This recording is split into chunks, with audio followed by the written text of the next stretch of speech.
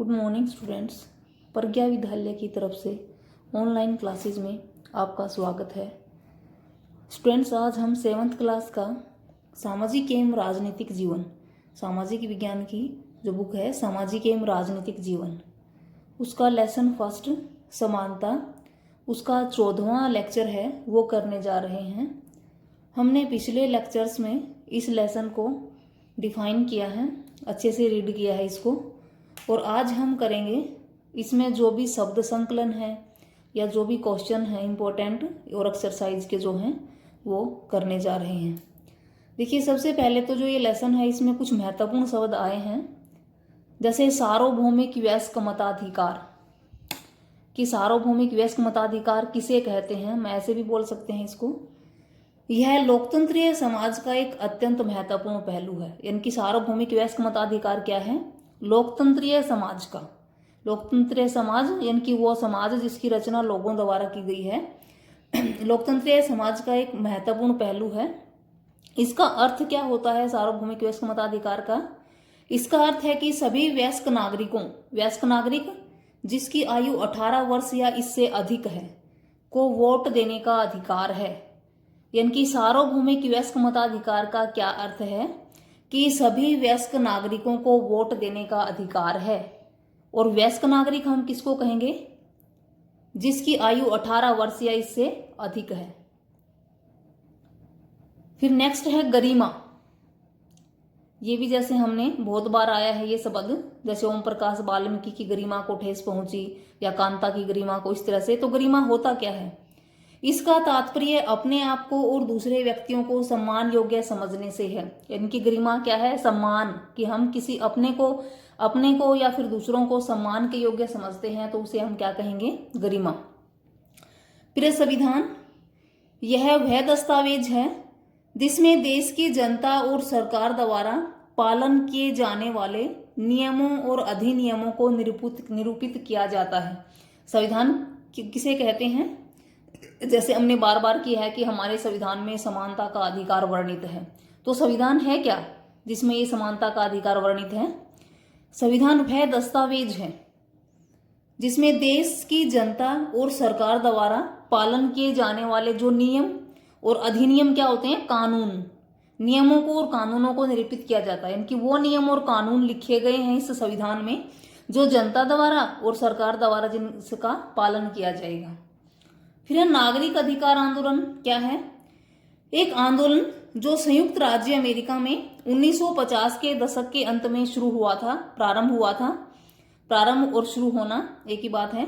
जिसमें अफ्रीकी अमेरिकन लोगों ने नस्लगत भेदभाव, नस्लगत यानी कि नस्ल के आधार पे भेदभाव को समाप्त करने और समान अधिकारों की मांग की थी। नस्ल के आधार पे, जैसे काले गोरे का भेदभाव, कि यह एक प्रकार का आंदोलन था, नागरिक अधिकार आंदोलन। कहाँ पे था? संयुक्त राज्य अमेरिका में। कब था? 1950 के दशक के अंत में, यानी कि 1950 के बाद।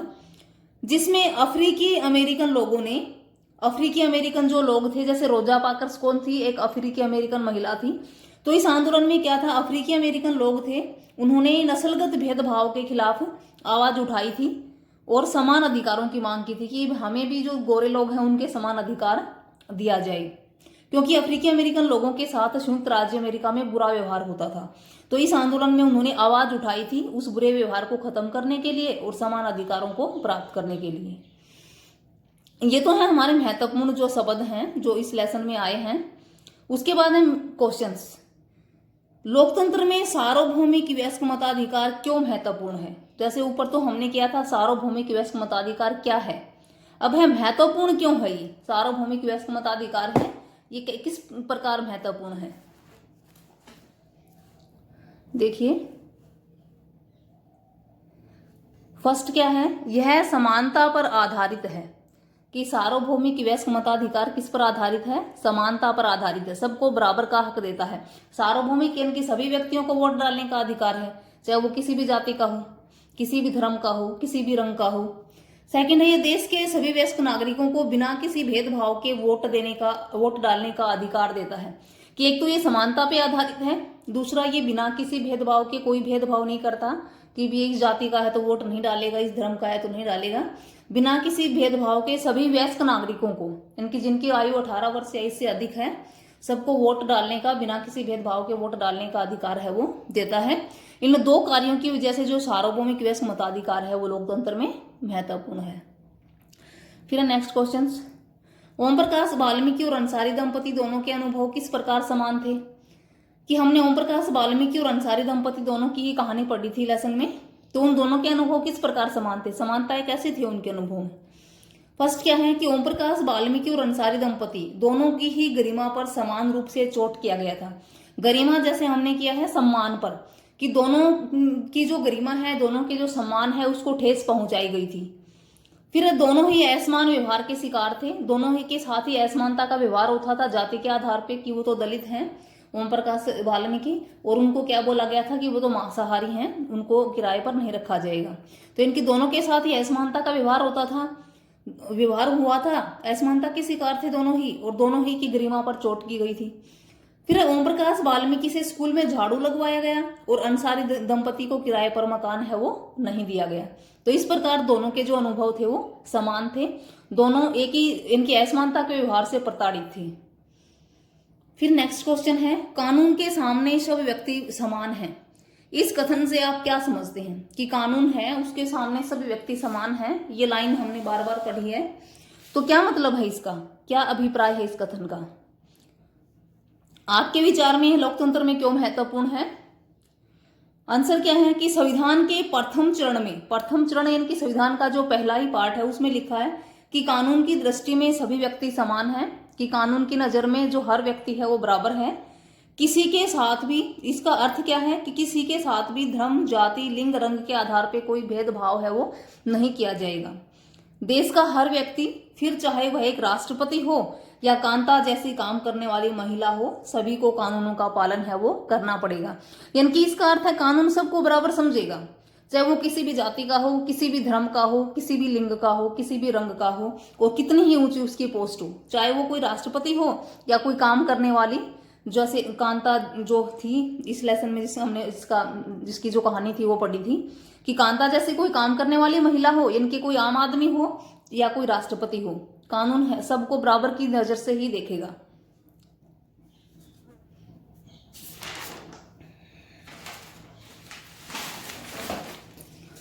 फिर है नेक्स्ट क्वेश्चंस, विकलांगता अधिनियम क्या है? भारत सरकार ने इसे कब स्वीकृत किया? कि विकलांगता अधिनियम होता है कानून, कि विकलांगता जो अधिनियम है वो क्या है और भारत सरकार ने इसे कब स्वीकार किया था? आंसर है, भारत सरकार ने सन 1995 में विकलांगता अधिनियम मान्य किया था। कब स्वीकार किया था भारत सरकार ने? सन 1995 में। यह कानून कहता है कि विकलांग व्यक्तियों को भी समान अधिकार प्राप्त है। विकलांग जो व्यक्ति हैं, विकलांग यानी कि जिनका जो अंग है खराब, जैसे किसी का पैर खराब है, किसी का हाथ खराब है, तो इस तरह के व्यक्तियों को हम क्या कहेंगे? विकलांग। कि विकलांग व्यक्तियों को भी समान अधिकार प्राप्त है। सरकार का कार्य है कि उन्हें निःशुल्क शिक्षा देनी है, कि सरकार उन्हें निःशुल्क शिक्षा प्रदान करती है बिना किसी शुल्क के, और बच्चों को स्कूल की मुख्य धाराओं में शामिल करना है। क्या है विकलांगता अधिनियम? विकलांगता अधिनियम वह है जिसमें विकलांग जो व्यक्ति हैं उनको बराबर का अधिकार दिया जाता है, स्कूल में पढ़ने के लिए भी निःशुल्क उनको शिक्षा दी जाती है। भारत सरकार ने इसे स्वीकार कब किया था? सन 1995 में। फिर मध्याह्न भोजन योजना के क्या लाभ हैं? जैसे मध्याह्न भोजन योजना क्या थी कि दोपहर में सरकारी स्कूलों में 5th क्लास तक के बच्चों को भोजन है वो दिया जाता है। अब इसके लाभ क्या हुए थे? फर्स्ट है कि दोपहर का भोजन मिलने से बच्चों ने अधिक संख्या में स्कूलों में प्रवेश लेना शुरू कर दिया।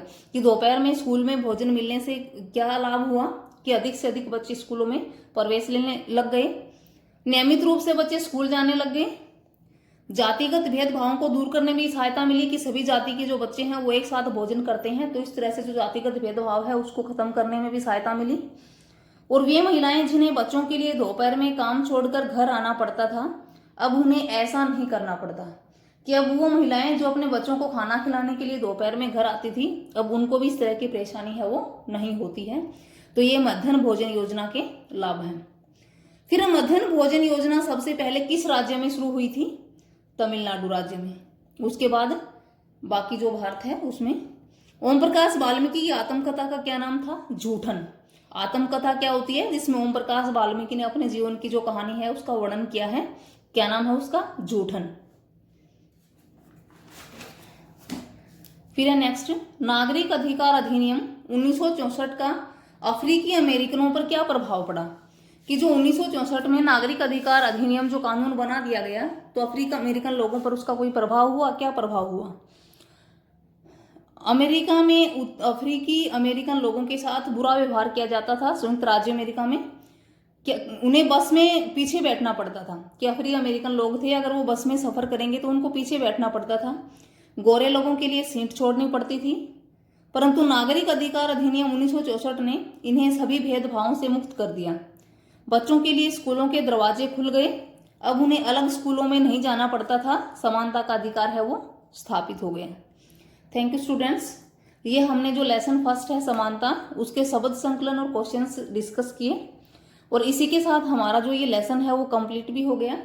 नेक्स्ट जो लेक्चर होगा उसमें हम नेक्स्ट जो सेकंड लेसन है उसको करेंगे। और आपका होमवर्क क्या रहेगा? शब्द संकलन और 8वां प्रश्न, इसमें हमने 8 जो क्वेश्चंस हैं उनको डिस्कस किया है, और शब्द संकलन को जो शब्द संकलन और 8वां प्रश्न जो हमने इस वीडियो में डिस्कस किए हैं, साफ कॉपी में लिखने और याद करने हैं। ये 8वां प्रश्न और शब्द संकलन आपको साफ कॉपी में लिखने हैं और याद करने हैं। Thank you students.